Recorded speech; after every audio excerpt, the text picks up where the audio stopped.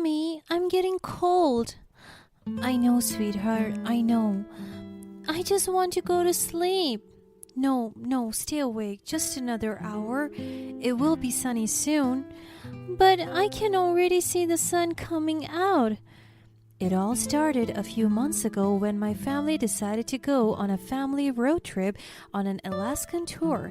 My husband Stephen, 32 years old, was taking my daughter Lana, 15, and me, Carol, 32 years old, on a trip we would never forget.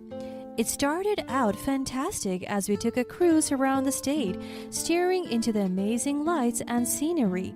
We were supposed to stay there for a few weeks. On our last week, we got off the ship and checked into a hotel as my husband wanted to see the city life. This is where things get blurry. The next thing I remember is we were in our car rental and I was extremely tired. I couldn't move, could barely breathe, and the heater in the car wasn't helping my hot flashes. I tried calling out to Stephen, but he wouldn't answer. In the corner of my eye, I saw him focus solely on the road. I tried calling out to him again. Stephen, barely acknowledging me, he began shaking his head. Lana. Tilting my head back, I could see my daughter sprawled across the back seats of the car, passed out. What? I'm sorry. Stephen pained out. I'm sorry it had to be this way. I needed an out, and I can't pretend anymore. What are you talking about? My entire body was numb, my lips barely moving. What was wrong with me? He began shaking his head faster as if another thought had come to him. You trapped us, Carol, you, not me. Why am I saying sorry? Stephen, what's wrong? Oh, don't act like you care now. I had to do this. Do what? I was getting tired again, but I was curious to understand what he had done. I want a restart in life, and I can't do that with you two attached at my hip. He sounded crazy. It was barely clicking in my head. Honey, what are you saying? It was you, okay? You and Lana ruined any possible amount of happiness I could have. Sure, I had a part for being careless, but hey, we were young and dumb, and then you got pregnant at 17 years old. What else could be worse? I wanted to put her up for adoption, start anew right then and there, but no, you wanted to keep her, and I stayed out of pity, ignoring my feelings. Look what you have done. I have let it fester far too long. It's my turn to be selfish, and like you, I'm not asking for permission. What? Not once had you mentioned you were unhappy. Why should I? He answered sarcastically. You had our whole life planned for us as soon as we graduated high school. What? Where are you taking us? I still couldn't believe what was happening. I was barely processing my surroundings or what Stephen was going to do. Was he going to kill us? That wouldn't make sense. I have known this man nearly all my life, and not once has he shown signs of being deranged. When he didn't respond, I asked a different question. Are you going to kill us? I couldn't believe I was asking this, but his reaction was not granting me any security. I wish I could, but I can't stomach it. It wasn't all bad either. We had fun times, but a man can only fake it for so long. After that, I blacked out. He must have drugged our drinks while at the hotel. Since Lana was younger and smaller, she wouldn't fight against the drug more than I did. When I woke up, I was lying in a pile of snow in the middle of the woods and mountain tops. I looked to my right and saw Lana barely waking up as well, dotting her eyes with the corner of her fingers. Mom, where are we? Where's Dad? I didn't know what to say. I wanted to pretend like everything Stephen and I spoke about in the car was a horrible, terrible, bad dream, but it was real.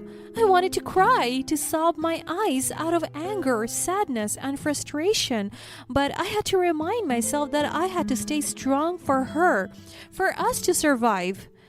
Dad did this. What are you talking about? For the next 10 minutes, I tried explaining to her what he had told me and what that meant for us. She couldn't believe it. My heart ached for her. She was only 15 years old, a freshman in high school, and now she was faced with the possibility of death because her father was crazy. Maybe this was all my fault. These thoughts plagued my brain for a while. She began crying and didn't stop for about 20 minutes. I held her to me, letting her sob for the both of us. This can't be real. This can't be. Dad's coming back. I wish I was lying, baby, but I don't think he is. What are we going to do? She hiccuped. I don't know. We knew we couldn't stay in the spot in fear of freezing to death, so we began walking, but to where? To what end? If starvation or the weather didn't kill us, a wild animal most certainly would. After a few hours of blistering our hands, we made a fire. It had a hard time staying lit, but luckily I enrolled Lana in a survival camp when she was in middle school, so those skills came in handy. In the coming weeks, we lived off of wild berries and snow. We were extremely malnourished, but that didn't stop us from trying to stay alive. We were bound to come across wild animals, and when we did, we were not lucky. A 3-pack wolves came to us, and unfortunately Lana was terribly bit on the leg. The only reason we survived was I found a log large enough to catch on fire and hurled it their way, causing them to scram in fear. The snow wasn't melting anytime soon. Right above Lana's ankle was engorged with a large and deep bite mark. We didn't know what to do. What if the next pack comes our way? What if a bear? Anything and everything could be around the corner, and in some ways it was a good thing this was the first time we saw an animal. I helped with Lana's wounds as best as I could, wrapping it securely with the only fabric I had on my back. My soiled t-shirt was stained with dirt, blood, and sand. I zipped my winter coat all the way up my neck. The bleeding eventually stopped, but now I was worried about infection. She was in great pain and much stress. I didn't know what to do. We began to hear howling in the distance, and she began to cry. Mommy, I'm so scared. She began calling me Mommy the second day we were in the woods, and I reveled in it. I finally had an idea. We were going to climb one of the trees so that no large animal could come our way, but considering we barely had food in our stomachs and we were down a leg for use, it was a complex process to get up the tree. For the next 30 minutes, we tortured our way up the trunk. She screamed in pain, and I tried my best to calm her so as not to attract attention. When we were high enough, I noted the pluses and the minuses of being up here. We could see much easier across the skyline. The reason we hadn't done this sooner was the lack of warmth. We had no fire and no nearby foods except a few handful of berries that was tucked into our pockets. We would have to come down eventually, but how? With Lana's injury, I couldn't comprehend how much time she had left if she were to die of infection or the weather conditions. She began to whine daily from the pain and the cold. I only allowed her to sleep when the sun was out, just in case the absence of it made her stay asleep and never awake again. I slept a few hours here and there, but never long enough to regenerate me. When I checked her wound, I noticed it turned a gangly greenish color. I was growing increasingly worried. When she wasn't paying attention, I would cry softly. If she saw my weakness, she would very much give up entirely. We were getting weaker, tired, and hungrier. I didn't know what else to do except pray. The bright side to being on top of the tree was that I could see farther, long and wide. In the distance, I could swear I saw artificial light flickering. I could be imagining things, but that was a start. That night, I decided that I was going to have to venture out alone to get help. Whatever extra clothing I had on me, I gave to her. my thermos, underpants, and long socks strapped across her forearms and around her face. I went traveling to find more berries that I could master. I then told her that if she grew thirsty, all she had to do was shake the tree branches above her and snow would fall on her lap. I didn't know how long it would take, but I had to try. After giving a tearful goodbye to my daughter, I began my trek. I got a large stick and began burning markers into passing trees so that I could find my way back to her. What I saw on my excursion is hard to talk about. I saw and did things I am not proud of sharing. I'm just happy that most of the more dangerous animals were hibernating. But day 15, I almost lost hope. My daughter and I were in the snow for a total of 32 days, and half of it I was trying to find help that felt unattainable. I barely stopped or took any breaks. I have the scars on my ankles to prove it. Then a miracle happened. I found a road.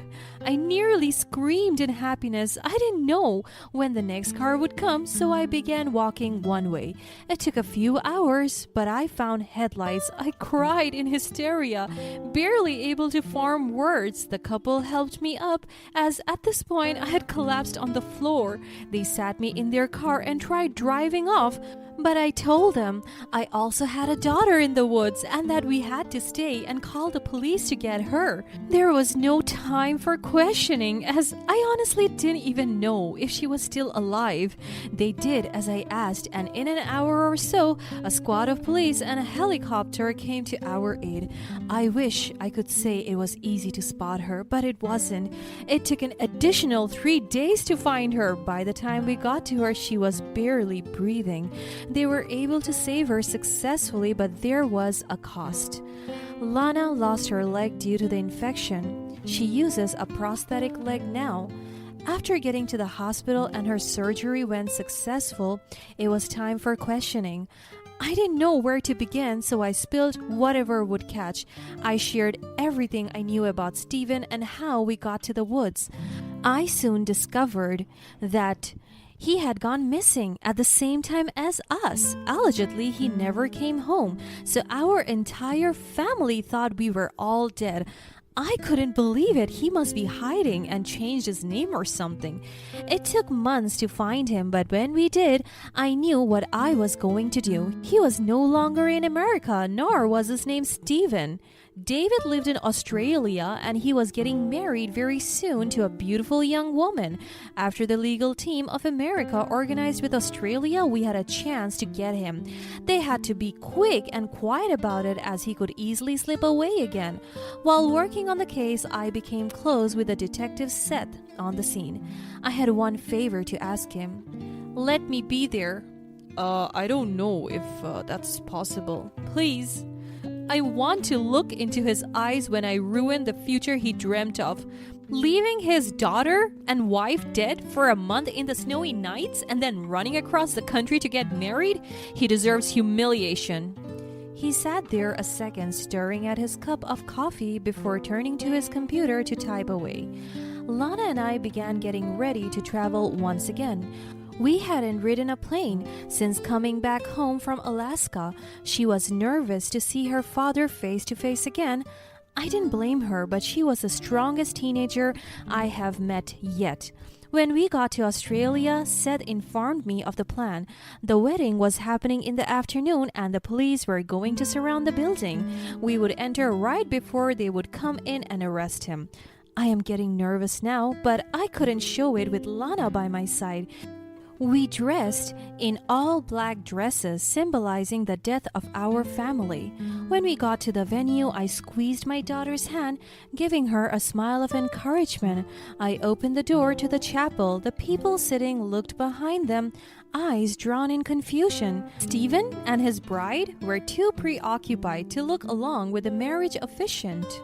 It appeared they were at the end of their ceremony and quite literally tying the knot, so I said, "Hi, Stephen." His smile dropped and he finally looked our way. His skin turned pale. "Hi, Dad." Lana said, limping forward to show off her prosthetic. "Did you miss us?" A man from the crowd began to yell at us to get out, but at this point, it didn't matter. The police walked right past Lana and me and straight towards Stephen. He was put under arrest. Stephen was charged with double attempted murder in the first degree. He was going to serve life in prison with no possibility of parole. My daughter and I went to therapy throughout all this, and we actually met up with his almost wife-to-be. She was lovely. Seth and I began dating soon after, and I was happy as could be. So, what do you guys think of my story? What would you have done differently? Tell us down below in the comments.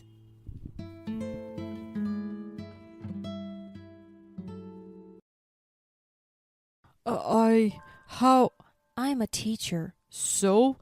Of foreign languages? If you had listened every time I opened my mouth, you would have known and you wouldn't have had this problem.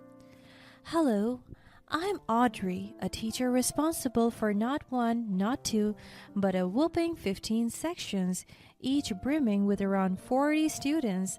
Let me tell you about the day I have never been more thankful for my low-paying profession because it saved my life. It all started when I was sitting in the living room grading my students' exams. I just finished eating and realized that Matthew still was talking to his mother on the phone. They have been on it ever since this morning, and their conversations were endless. At first, I smiled to myself, thinking it was sweet he was close to his mom, but as time went on, I noticed just how clingy he was with her. Hey babe, do you want to take a break from that call first and eat your lunch? Huh? What was that? Yeah, no, I'll eat later. I'm just attending to something right now.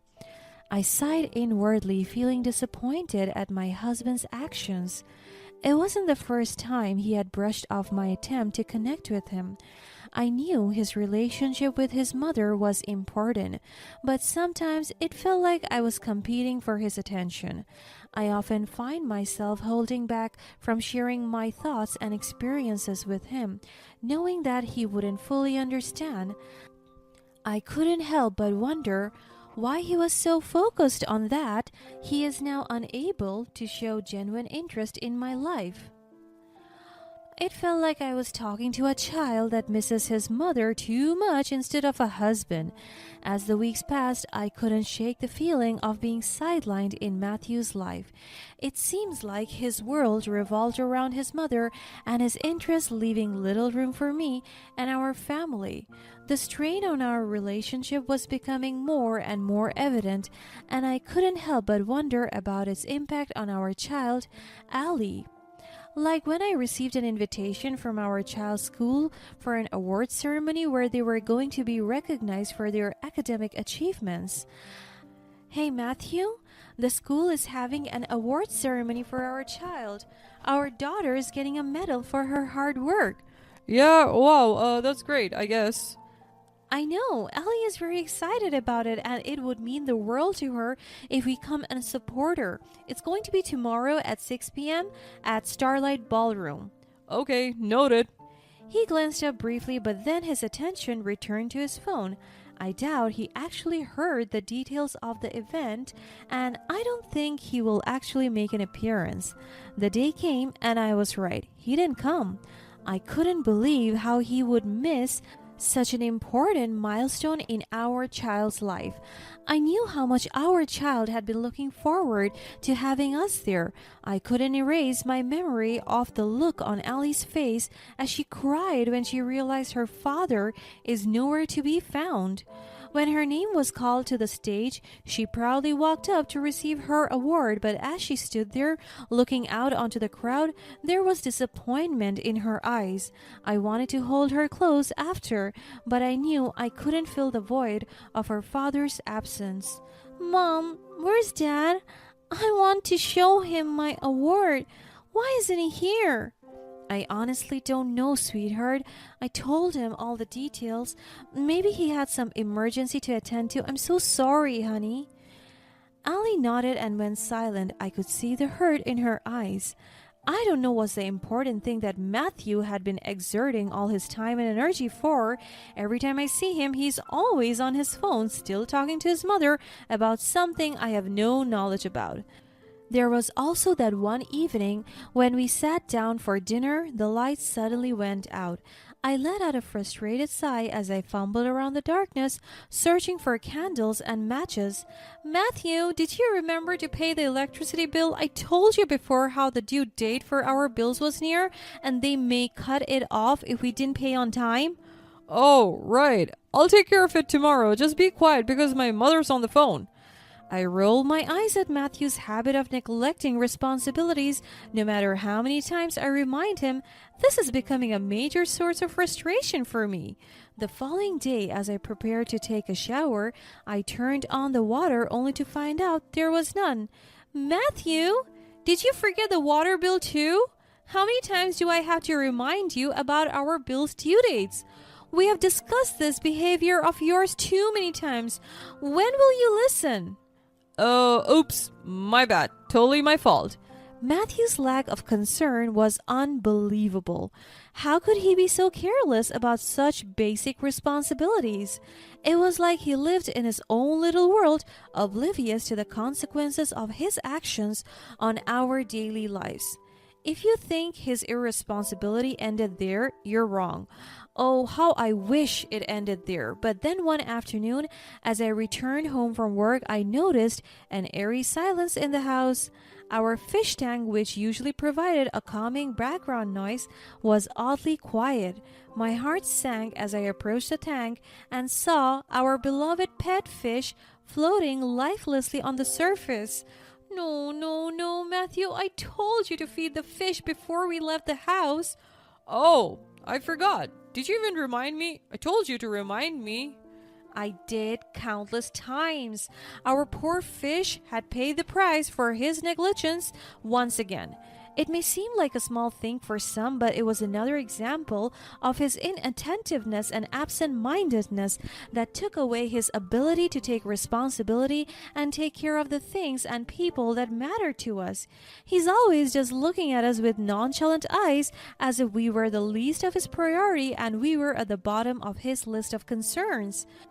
No matter how much this attitude and behavior of my husband hurt me, I can't help but be thankful for it. As it turns out, it became the key to saving my life.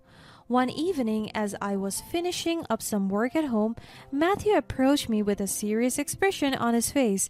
He finally paid attention to me without me having to initiate it. A rare occurrence, truly. The sudden change was definitely new, so I gave him my full attention.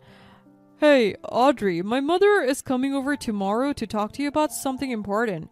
I raised an eyebrow, curious about what this could be about.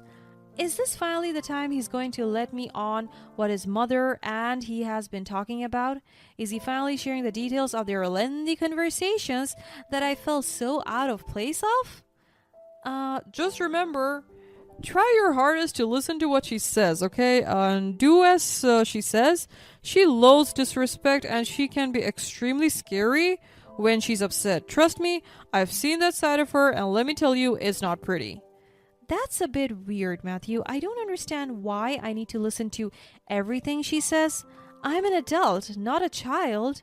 I have my own mind and opinions. I'm not going to be a doormat just because she does not approve of me. I know, but just this once, can you do it for me? It'll make things easier for both of us, especially you, simply being a teacher and not earning a lot.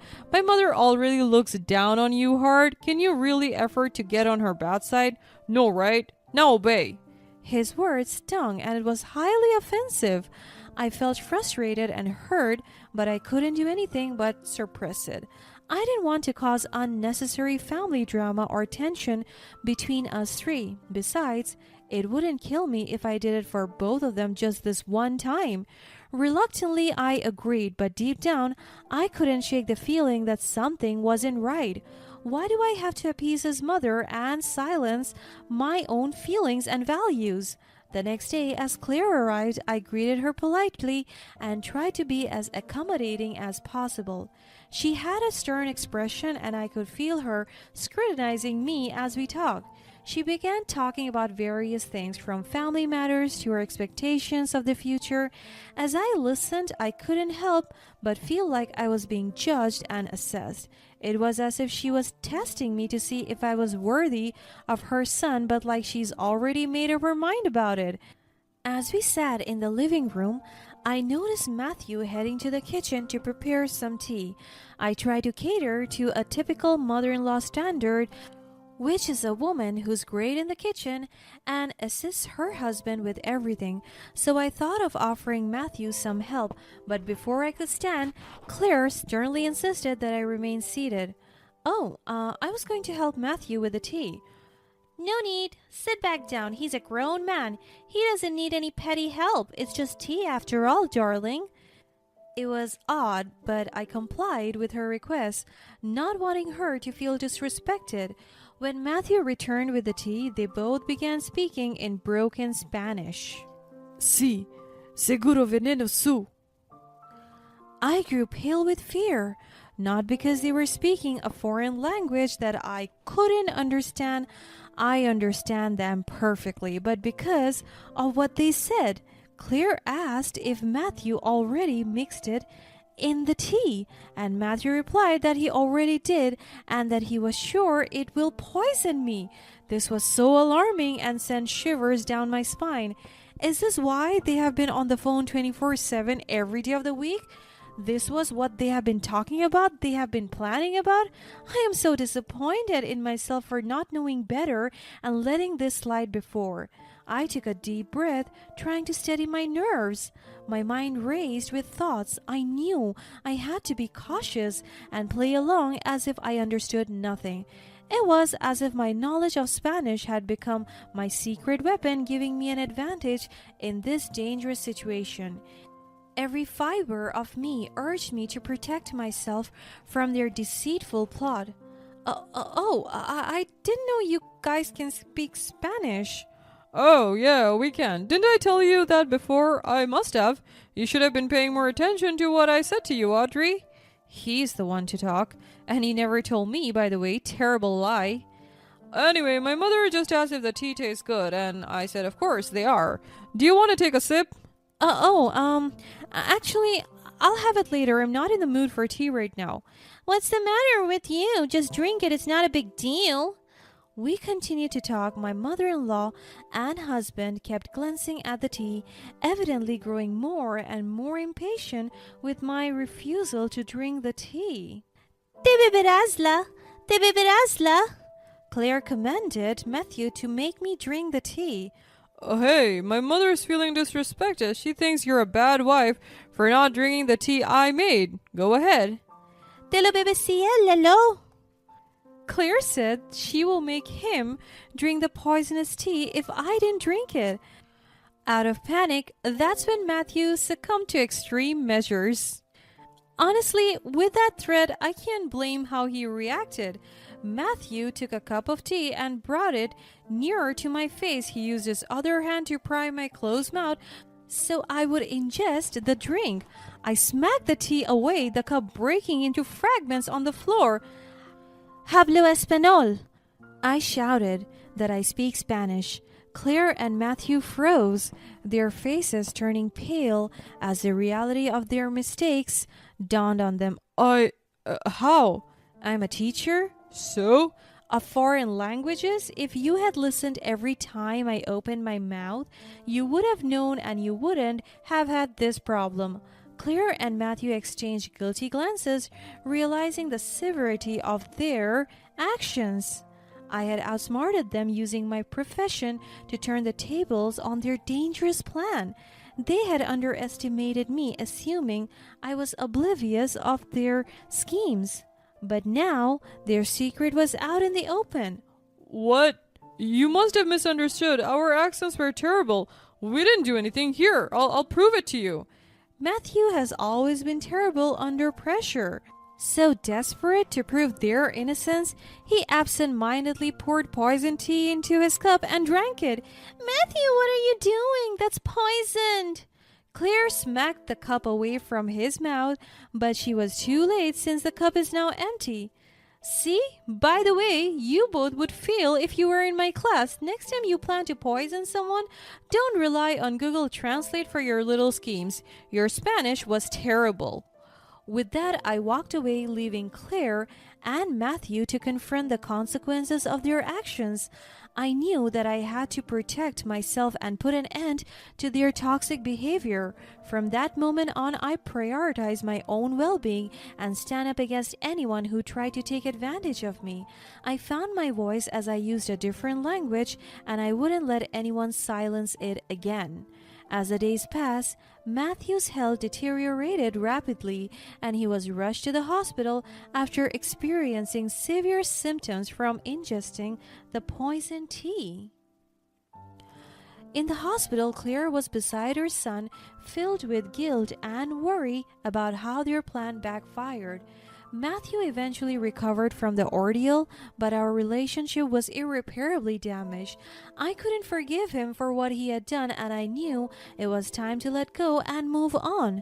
The divorce was a painful process, but I made sure I got full custody of our daughter Allie. We emerged from it stronger than ever. I never thought I would feel grateful for Matthew's disinterest in my career and assumptions that I was just a teacher. My identity as a foreign language teacher had saved me from being completely blindsided by their evil plans. Cheers to a life free from poison, and may I never have to drink from that cup again.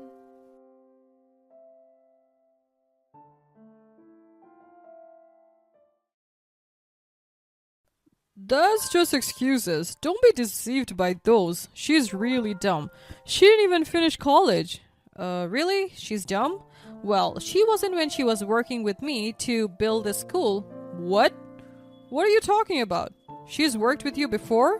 Why did I never hear about this? She's technically a co-founder of the school. Hi there, I'm Lisa, Anthony's ex-wife. Let me tell you about the time when my husband still got schooled, even though between us two, he was the only one who got to finish schooling. You see, when he was still my husband, Anthony had this hobby of making me doubt my intelligence. At first, it was subtle, with the remarks here and there that made me question myself, but over time, it became more evident, as he consistently belittled my opinions and treated me like a child that couldn't make her own decision. It was exhausting, and I grew tired of feeling like I wasn't smart enough for him.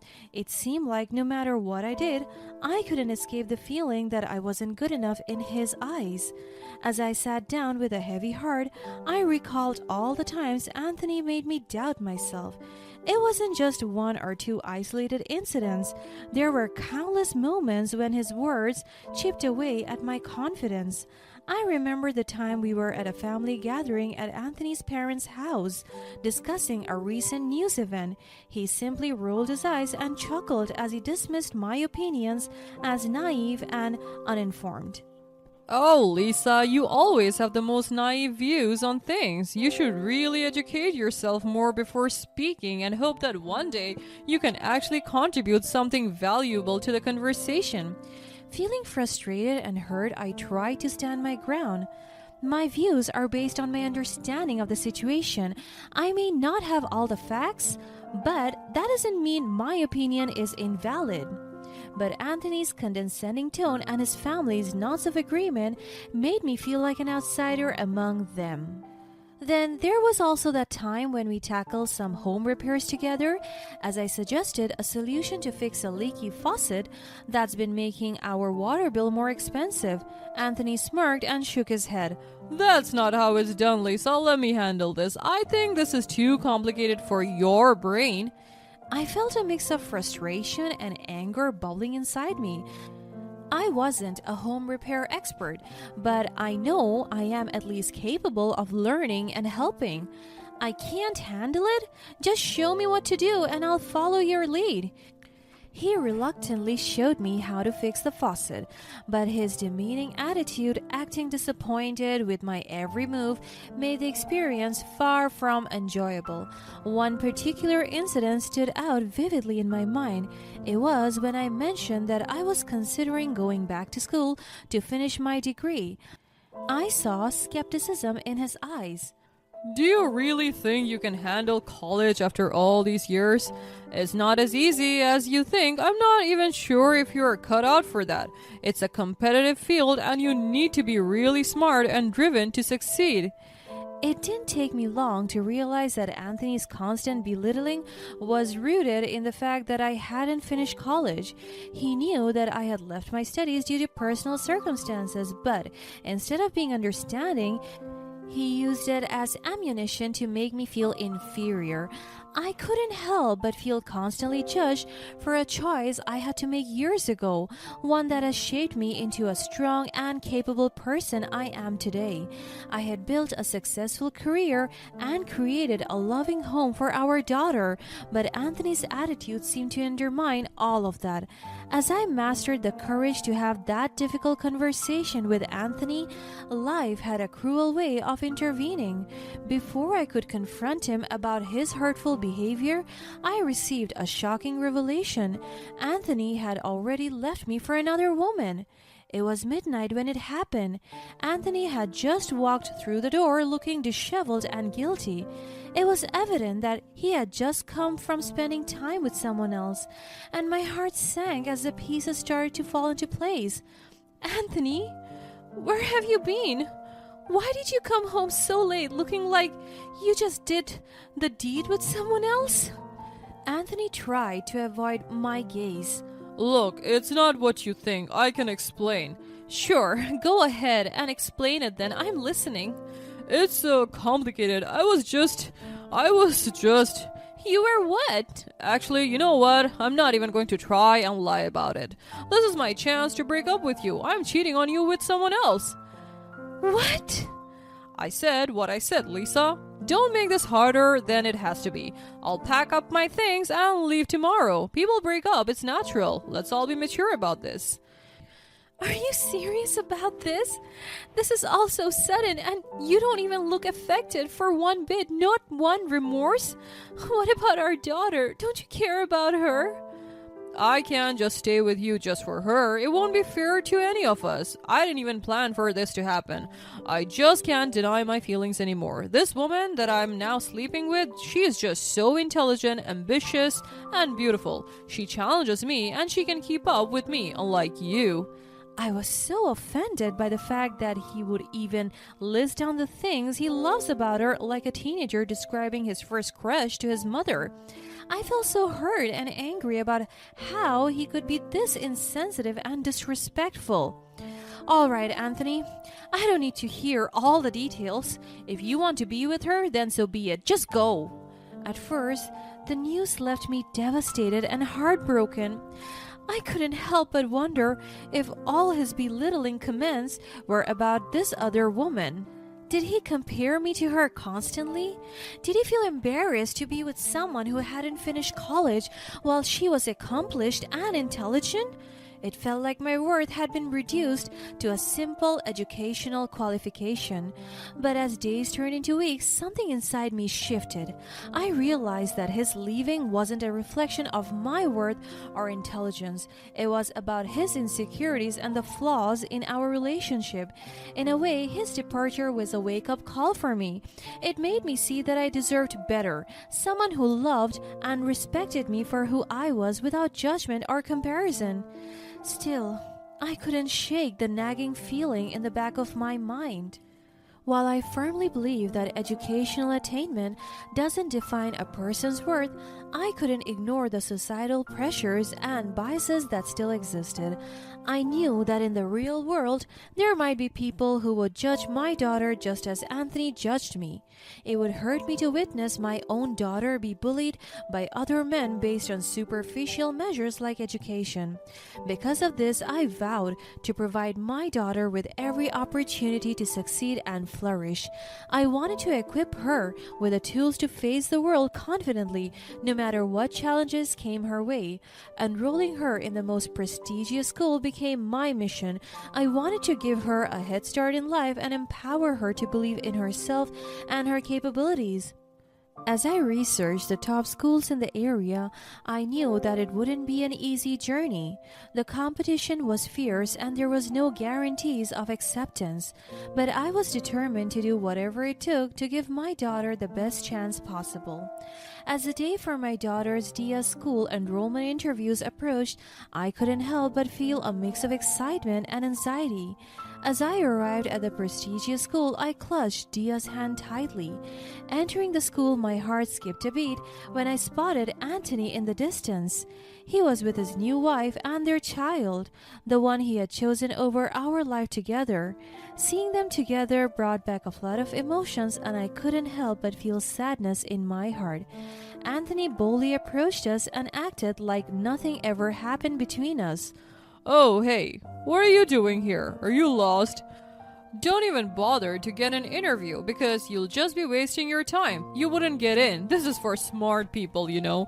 And as per our last conversation, I think we have already established that you are not. Dia is a bright and capable young girl. She deserves a chance like everyone else. Huh, do you really believe that? Dream on. That will only be possible if she inherited 100% of my intelligence. So just pray that that is the case. With that, he walked away. I can't believe that even if we are no longer together, he still managed to sneak and belittle me once more. I took a deep breath and reminded myself that this day was about Dia and her future. I wouldn't let anything distract me from supporting her in this important step of her life. As Dia and I were about to enter the room for the interview, I noticed Anthony's gaze fixated on someone behind us. I turned to see a man heading in our direction, and as he drew closer, my heart skipped a beat. It was the dean of the school, a distinguished figure I knew well. Before I could even greet him, Anthony interrupted, stepping forward with a smug grin on his face, eager to make a show of belittling me once again. Oh, there you are. Are you the interviewer? I must say. Be patient with them, though. They can be a bit slow. I should know. I used to live with them. I felt my cheeks flush with embarrassment and anger at Anthony's remarks. I wanted to tell him to stop, but I held my tongue, not wanting to cause a scene in front of Dia. Excuse me? Yeah, I'm telling you. One time, she struggled to help Dia with her homework, and I bought her a jigsaw puzzle that she took hours to finish it. I can't even believe she had the nerve to actually step into this school. Anthony, I struggled with Dia's homework and the jigsaw puzzle because I had to juggle it with the household chores you never offered to help me with. That's just excuses. Don't be deceived by those. She's really dumb. She didn't even finish college. Really? She's dumb? Well, she wasn't when she was working with me to build a school. What? What are you talking about? She's worked with you before? Why did I never hear about this? Yeah, and that's why she had to stop college for a while. I am eternally grateful for her dedication and intelligence. She's technically a co-founder of the school. Anthony's jaw practically dropped when he heard the revelation, unable to comprehend what he had just heard. It was as if a whole new side of me was disclosed, a side he had never known or bothered to explore. Is this your daughter? Yes, Dad. Her name is Dia. Anthony's eyes widened, connecting the dots in disbelief. He had never known about my involvement with the school, and now he was standing in front of the dean, the father of the woman he had belittled and underestimated for years. He felt a surge of embarrassment and shame as he realized the gravity of his ignorance. You should be proud of your mother, Dia. She's a brilliant woman and played a significant role in making this school what it is today. As the real interviewer greeted the dean, Anthony's face turned pale with disbelief. He had been expecting the man to be the one conducting the interview, not realizing that the esteemed figure standing before him was the dean of the school. Good afternoon, Mr. Castillo. I apologize for the delay. No problem at all. Thank you for coming. Go ahead and proceed with the interviews. Wait, you're the dean? Yes, I am. And I must say, it's incredibly not smart to be unaware of that fact when you're enrolling here. Now, I believe you have wasted enough of your time. I think you're smart enough to just walk away. At that moment, Anthony's arrogant demeanor crumbled as he was humbled by the revelation. Anthony mumbled a quick goodbye and left the room without a word. As the door closed behind him, I felt relief, validation, and a sense of vindication. With newfound confidence, I entered the interview room with Dia, knowing that I had nothing to be ashamed of. My past accomplishments and contributions were valued and recognized by none other than the dean himself, a man who had witnessed my intelligence and dedication firsthand. Dia's interview went exceptionally well, and I couldn't be prouder of my daughter's poise and confidence. She answered every question with intelligence and maturity, and I knew deep in my heart that she had what it took to excel in this prestigious school. No doubt, Dia had left a lasting impression, and I knew that she had made a strong case for herself. As we left the school that day, I felt a sense of relief and pride.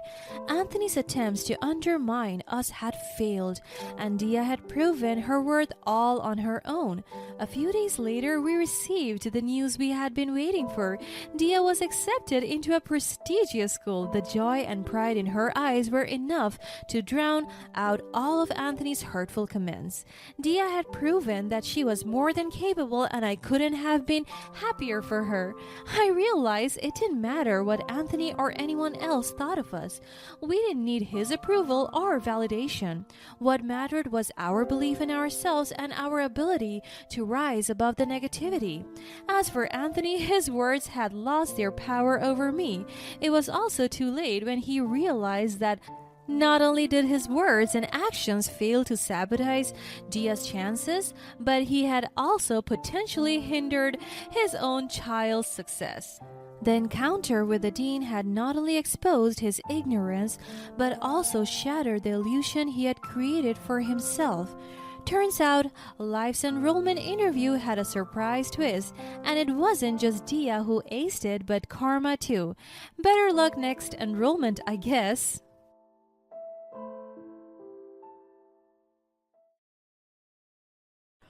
No way. Tell me, this isn't true. You're so funny. Why are you acting like this? You can't waste good meat. What have you done? He was my friend. He was my buddy. Oh, I'm going to be sick. People always say that the way to a man's heart is through his stomach. But let me tell you about the time when food caused 2 broken relationships. It all started when I couldn't contain my excitement as I chatted enthusiastically with my friends at a quaint coffee shop. My eyes sparkled with joy as I spoke about my new relationship with Alex, a food blogger known for his culinary adventures around the world. You won't believe the amazing life we lead. Alex's job takes us to so many countries, and we get to savor the most exquisite dishes from every corner of the globe. Our taste buds are in a constant state of bliss. My friends leaned in, captivated by my tales of gourmet delights and worldly adventures. They were amazed by how Alex's passion for food had become a full-fledged career that allowed us to travel and eat to our heart's content.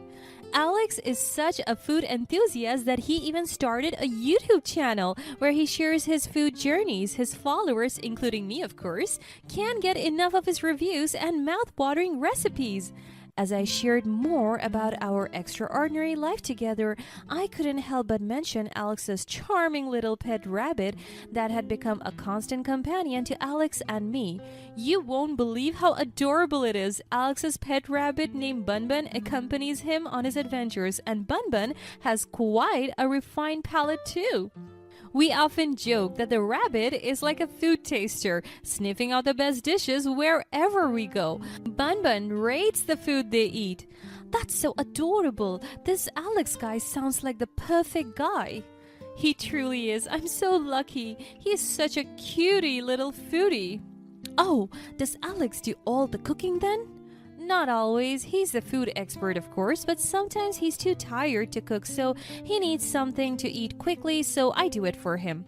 Isn't it pressurizing to cook for someone who knows so much about food? What if Alex becomes picky and doesn't like it? I would rather die than have my husband dislike my cooking. If he starts to gag or if he spits it out, oh, we are over. Oh well, I never really saw it that way. I mean, sure, he has a sophisticated palate and can be quite particular about certain flavors, but I think he enjoys my cooking anyway. He never comments something bad about any dish I've prepared. Well, of course he doesn't. You are his wife. He wouldn't say it to you directly. Aren't you curious what his true opinions are? That little question from my friend resonated with me. While I cherish the opportunity I get to cook for Alex, it did sometimes make me anxious. What if my flavors don't match his expectations? What if I disappointed him with a poorly executed dish and he's just keeping it all to himself? That would be so embarrassing, so I rushed home to find out the truth. I came home that evening just in time to make dinner. As I took a peek at the kitchen, I saw Alex already standing there preparing the ingredients for the meal he was about to cook for us. Since my friend's question earlier still lingered in my mind, I stopped Alex from cooking. I'll cook for us tonight, honey. I was determined to prove my culinary skills to my husband, but he seemed reluctant to let me take charge of the kitchen. No, it's fine. I can do it. Usually, I would let him do it. He's the expert after all, but this time my ego says otherwise, so I insisted. I already said that I'll cook for us tonight. Please let me handle it. I want you to taste something. No. Why not? Because I had a long day and I want to eat something tasty tonight. I was taken aback by his response. It felt like a punch to my confidence. What's that supposed to mean? Are you saying my cooking is not tasty? I mean, come on. Do you have to ask me that? A real chef never forgets to taste his own cooking. You should have known by now. I was incredibly offended by his response. All this time, I had put so much love and effort into my cooking, hoping it would delight Alex. Now it was revealed that my culinary creations were not enough to satisfy him. So all this time, you didn't like my cooking? Why didn't you say so? Because I knew you would react like this. Let's just face the fact that maybe cooking isn't just your thing. Okay, fine. I'll make something different tonight. Something that will surprise you. Then you tell me your honest thoughts. As I prepared a new recipe that I researched on my way home from the coffee shop, my mind was filled with doubt and insecurity from what Alex said to me. But I was determined to prove that he was not the only one who was knowledgeable about food. So dinner was served and I watched anxiously as Alex took the first bite. He chewed thoughtfully and my heart pounded with nervousness. Well? Wow. My heart jumped with glee. I knew I had it in me, and that he was wrong about my cooking skills. I knew I could create a dish that would excite Alex's palate. My mind was ready to forget my friend's questions and my husband's reaction earlier until Alex finished his sentence. Wow, you wasted both of our time. It's the same. It's bland. It's flavorless. If this is an actual food review right now, it wouldn't even make the cut for my YouTube videos. My heart sank as Alex's harsh words pierced through me, leaving me feeling crushed and defeated. I had poured my heart and soul into preparing the new recipe, hoping to prove my culinary skills to my husband. But instead, his scathing review only added to my long list of doubts and insecurities. I'm sorry, Alex. I didn't mean to disappoint you. I promise I'll do better next time. I'll learn from my mistakes, sign up for workshops, and make sure to create something that truly excites your taste buds. But Alex seemed unmoved, his mind already made up. Here you go. I've been waiting to tell you this. It's not just about this one dish, Vanessa. It's about all your cooking. You're just not good for my brand. Who would believe that I, the food expert, would have a wife like you? They might second-guess my taste, and that will surely destroy my career. Tears welled up in my eyes as I struggled to comprehend my husband's hurtful words. I couldn't understand how my cooking became a liability to him. Do you know how many comments I had to hide and delete from my videos since they were asking about your cooking skills? Bun Bun might die if you were to rate this one. I think it's time for us to see other people, someone on the same level as where we are in life. The room fell silent. the weight of his words hanging heavily in the air. It was a moment of truth where both Alex and I faced the harsh reality of our differences and the strain it had put on our marriage. A few days after our painful separation, news of Alex's new relationship spread like wildfire. Her name was Maxie, a vibrant and talented woman who was also a well-known YouTube personality in her own right. She has a channel dedicated to sharing her love for unique, daring, and exotic dishes from around the world. As the news of their relationship broke, many couldn't help but see how perfectly matched they were. Both Alex and Maxie were passionate about food, and their love for culinary exploration had brought them together. They connected through their mutual admiration for each other's YouTube channels, and it was evident that they shared a deep respect for each other's talents. Their relationship blossomed quickly, and they were often seen collaborating on exciting and unconventional cooking projects. Their chemistry on and off screen was undeniable, and fans just couldn't get enough of their dynamic duo. They laughed, they teased, and they genuinely enjoyed each other's company, making it clear that they were not only partners in love but also in their culinary endeavors. One day, I stumbled upon a live cooking challenge on my feed. Curious, I clicked on the video and saw that it was Alex and his new girlfriend Maxie. It was a challenge where they had to be blindfolded and were tasked to surprise each other by preparing their own favorite dish. Despite the initial pang of hurt and hesitation, I decided to watch the live stream. Part of me still had a soft spot for Alex, and I couldn't resist seeing what he had been up to in the kitchen.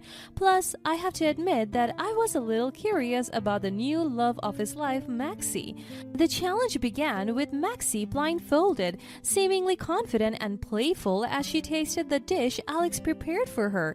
As Alex placed the dish in front of her, she took a bite and her face lit up with delight. My heart sank when I recognized the dish. It was the very same one I had prepared for Alex on the night of our breakup. A wave of mixed emotions washed over me as I watched Maxie enjoy the dish. On one hand, I felt proud that he still remembered the dish I made for him that night, but on the other hand, it hurt to see him sharing such a special dish with someone else, the same dish that broke us up. Then it was Alex's turn to be blindfolded and taste Maxie's dish. I watched anxiously as Alex took his first bite, and I held my breath waiting for his reaction. Whoa, the aroma is incredible. This is amazing. Maxie, I can taste the complexity of the spices and the perfect balance of flavors and the texture. Superb. I couldn't help but feel jealous and insecure as I listened to Alex showering Maxie's dish with compliments, something he couldn't do with mine.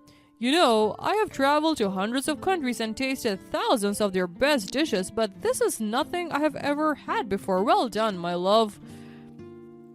As the couple savored the moment, they shared a sweet kiss, sealing their culinary challenge with Maxie's triumph. But then things took an unexpectedly dark turn. As Alex prepared to give his rating for the dish, he tried to call for Bun Bun, ready to include his beloved pet in the culinary evaluation. Alright, with that being said, Bun Bun and I rate this dish 100 out of... But just as he was about to continue, he noticed that Bun Bun was not in his usual spot. Wait, Bun Bun, come here, time for the rating. That's weird. He would usually hop over to me when I call his name. Alex's voice trembled with worry and fear as he searches desperately for his furry friend. His calls for Bun Bun echoed throughout their room, but there was no response. Darn it! Where's Bun Bun? Where's my pet rabbit? And then it dawned on Alex. His expression turned from confusion to devastation as the horrifying truth sank in. He had been feasting on his beloved childhood pet Bun Bun without even realizing it. No way! Tell me this isn't true! My heart broke for him. I knew how much Bun Bun meant to Alex and how they were together ever since the start of his YouTube channel, and this revelation was a devastating blow. You're so funny. Why are you acting like this? He's just a rabbit, you know. You can't waste good meat. Alex could only shake his head in disbelief, unable to find the words to express his feelings. The reality of the situation was too much to bear, and he was left grappling with the guilt of unknowingly partaking in a dish that held such sentimental value. What have you done? He was my friend. He was my buddy. Now I ate him. Oh, I'm going to be sick.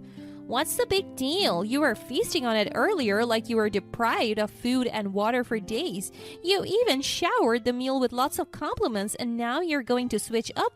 Just get a new rabbit. They're all the same, they just differ on how you cook them. After the devastating incident, Alex couldn't bear to stay with Maxie any longer. He walked out on her, breaking off their relationship and leaving behind the woman who had callously taken away his beloved Bun Bun. The YouTube couple was never seen together again, and the fallout from the breakup was felt across social media. At first, fans were sympathetic towards Alex, offering their condolences for the loss of Bun Bun, but soon they started to drift away from his channel. It became evident that many of his viewers had been drawn to his video because of the adorable bunny that was a constant presence in his content. With Bun Bun gone, there was no longer a reason for them to tune in. As the views and likes dwindled, so did Alex's income from his YouTube channel. He struggled to find new content that would captivate his audience and summon his old fans back, but it seemed like nothing could fill the void left by his dear pet. The once thriving channel was now slowly dying, and with it went Alex's source of income, friendships, and self-worth. Meanwhile, Maxie's career took an unexpected turn. The horrifying incident with Bun Bun made her infamous, and she became a controversial figure in the world of social media. However, she shamelessly used the scandal to her advantage, portraying herself as a bold and daring personality who was unafraid to take risks. Her audacious actions, combined with her new fame, catapulted her into stardom, and her followers grew rapidly. To Alex's dismay, Maxie's channel flourished while his own channel withered away. It was a bitter blow for him that he decided to retire from his career. He claims that he was so traumatized that he could barely eat anymore since every bite tastes like his Bun Bun. If he only had a rabbit's foot to keep him away from all these unlucky incidents. Oh wait, he already ate it.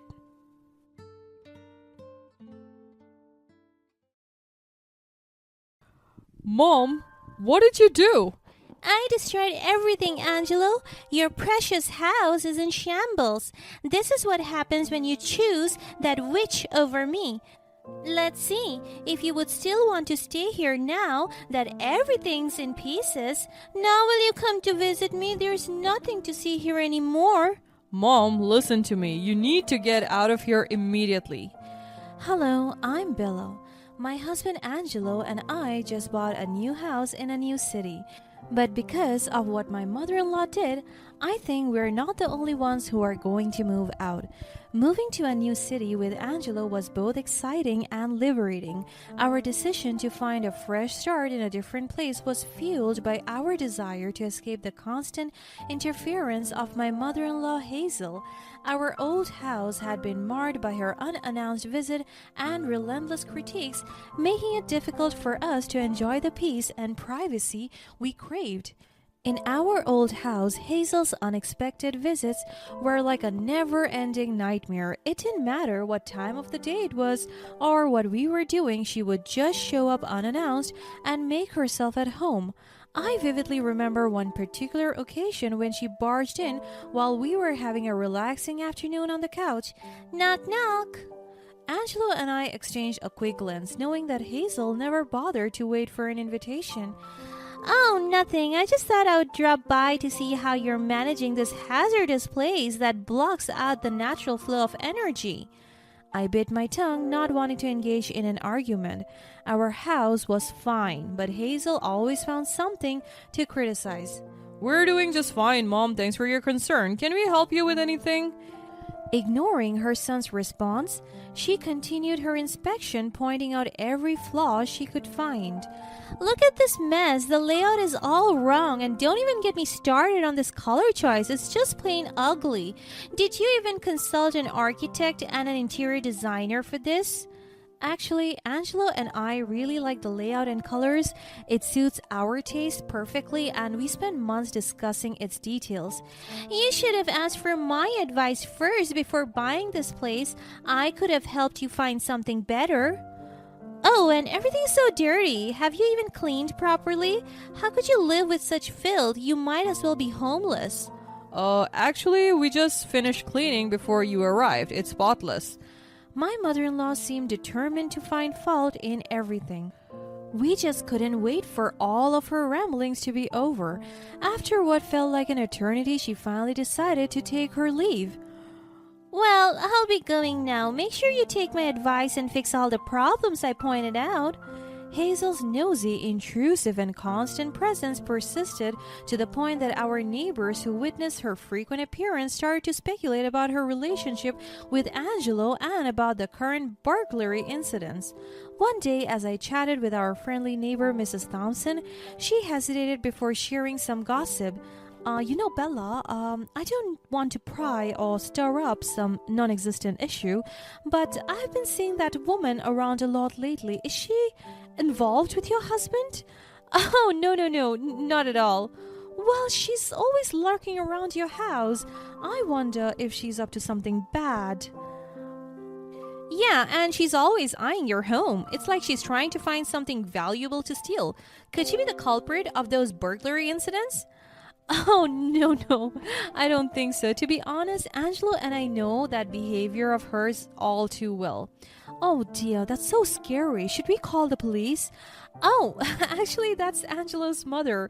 And yeah, she can be a bit, overbearing, but she's a good person once you get to really know her. I lied to them. My mother-in-law's behavior was extremely disrespectful. I can't help but think why she is like that. Is she just that fond of houses? Is she really concerned for our safety? Or is she just threatened that her son is now living in a different home with a different woman without her? My mother-in-law's intrusion reached a whole new level of discomfort when we were in the middle of a sexy moment and Hazel showed up barging into our bedroom without knocking, catching us both off guard. Angelo, sweetheart, I need to talk to you about something important. We quickly scrambled to cover ourselves, feeling incredibly violated and angry. Mom, can't you see we are busy? This is incredibly inappropriate. You should have at least knocked first. Oh, don't be so silly. I'm family. I don't need to knock. Besides, we're all adults here. I remember when your father and I used to... Get out of here immediately. Hazel finally left and we took a moment to catch our breaths and process what had just happened. It was our last straw. It was clear that her behavior was becoming more and more invasive, and we knew we had to take a stand to protect our new life in our new home. So here we are, settled into our new home, and I couldn't help but feel a sense of relief wash over me. I can't believe we finally made it here. It's a fresh start, Bella. No more unwanted guests or constant judgment. And he was right. In our new city, Hazel's unexpected visits were a thing of the past. We could finally breathe easy without the fear of her showing up unannounced and criticizing everything in sight. Our neighbors welcomed us warmly and we quickly felt a sense of belonging in our community. Life in our new home was blissful, but it wasn't long before Hazel's intrusive ways found their way back into our lives. She began bombarding Angelo with invitations to her house, claiming she missed him and needed his company. Each time, Angelo politely rejected her, citing his busy schedule. Hey Angelo, just calling you that you should hang out in our house sometime. I know you miss your sweet old mother.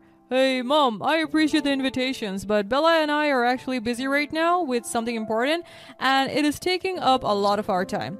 Busy with what? You used to have plenty of time to visit me before and you used to love our place. It's literally where you grew up. Come on, Mom, that's ancient memory and I'm all grown up now. I should be focusing on Bella and our future together. Bella, is she behind all this? Is she not allowing you to visit me? Because I will be darned before anyone comes between me and my baby boy. No, Mom, no one's making me do anything. Bella is my family now, and I won't let you talk about her that way. We love each other and we are building our own life together. At least come spend a couple of nights in your own room. You used to love spending time there when you were a little kid. It'll be just like the old times. Mom, I can't keep living in the past. Bella and I have our own house now. So you like Bella's house better than your own mother's house? Is that it? It's not about liking one house more than the other, Mom. Now I have to go. I need to attend to something important. Little did we know that the phone call and Angela's rejection of her invitation would push her into a jealous rage beyond our wildest dreams. When the night came, Hazel's jealousy and anger reached a boiling point. Consumed by rage, she hatched a sinister plan to take revenge on Angelo for not visiting her house. Hazel quietly slipped out of her own home and made her way to our old house. Her heart pounded with a toxic mix of emotions fueled by jealousy, resentment, and a desperate need for control. As she approached the front door, her trembling hand reached for the doorknob. It was locked, and just as she always does, she forced herself in by breaking it. The moment she stepped inside, a rush of emotions overwhelmed her. She saw everything she felt she had lost, her son's affection and the life they used to share. It only fueled her destructive desires further. With a sinister grin on her face, she continued to destroy everyone in sight. She couldn't help but unleash her pent-up emotions. Each blow was accompanied by cutting words that expressed her jealousy and bitterness. She angrily approached the TV. With ruthless force, she smashed the screen with a baseball bat. She probably doesn't even know what Angelo's favorite TV show is. She's just a stranger in his life. As the dining table became her next target, she swept everything off with a furious sweep of her arm. The clattering of dishes echoed in the chaos and she screamed, "Can you even cook Angela's favorite food as well as I do? I bet her meals are always burned. She's probably starving, my poor son." With a swift kick to the bookshelf, sending books and trinkets tumbling to the floor, she scoffed, "What use are these for? I bet she couldn't even read, and she never even bothers to learn about Angelo's interests or dreams." With each destructive act, she was driven by the belief that she was irreplaceable, that I could never compare to her in Angelo's heart. But in her blind rage, she failed to see the damage she was causing not only to that house, but also to her relationship with her son. She should have seen that she was losing something far more precious than material possessions.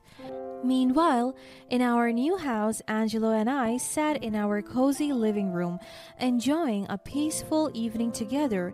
Angelo's phone suddenly buzzed with a text notification from Hazel. It simply read, "Emergency." Our hearts skipped a beat as Angelo dialed her number, fearing the worst. Mom, what's going on? Is everything alright? "Oh, Angelo, thank goodness you called. You won't believe what just happened." She sounded frantic and our worries only intensified. We're here now, Mom. Tell us, what's wrong? Are you okay?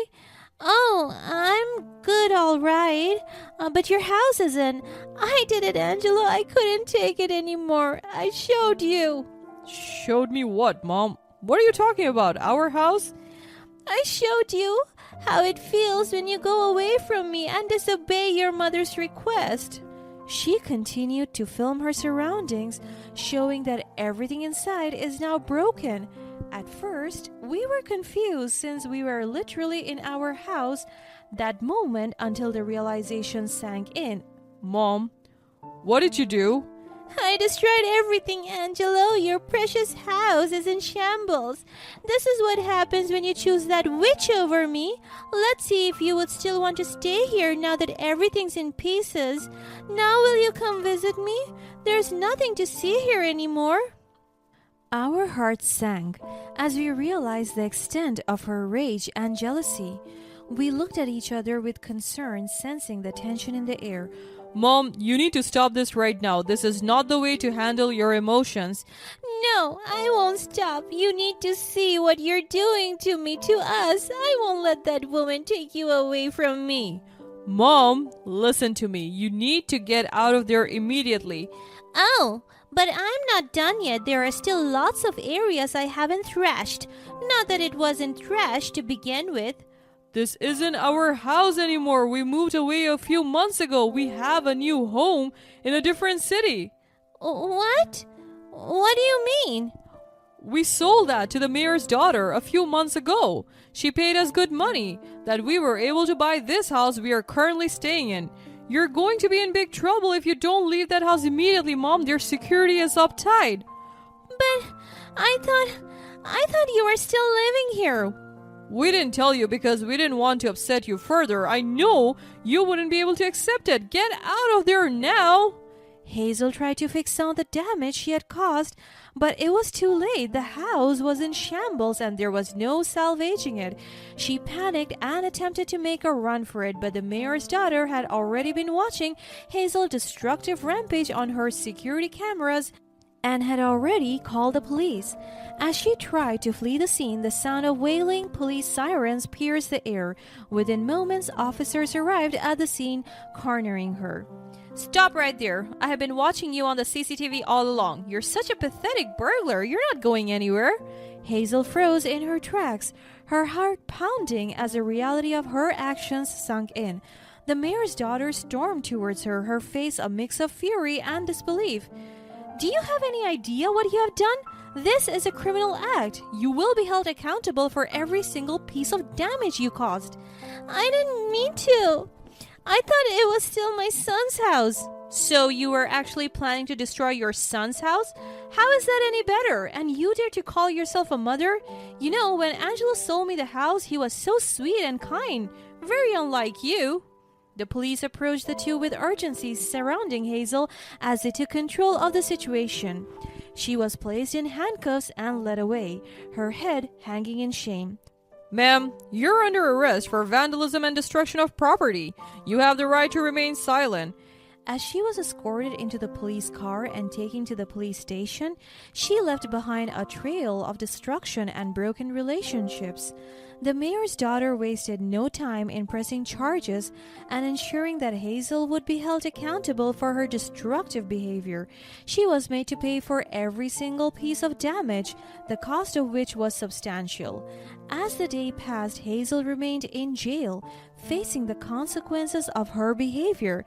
It was a harsh wake-up call as she was forced to confront the impact of her actions on her relationship with her son.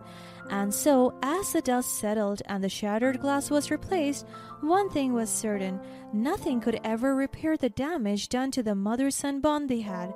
That will teach her that she's the destroyer of homes all along and not me. Hazel, next time, leave the destruction of houses to the demolition experts.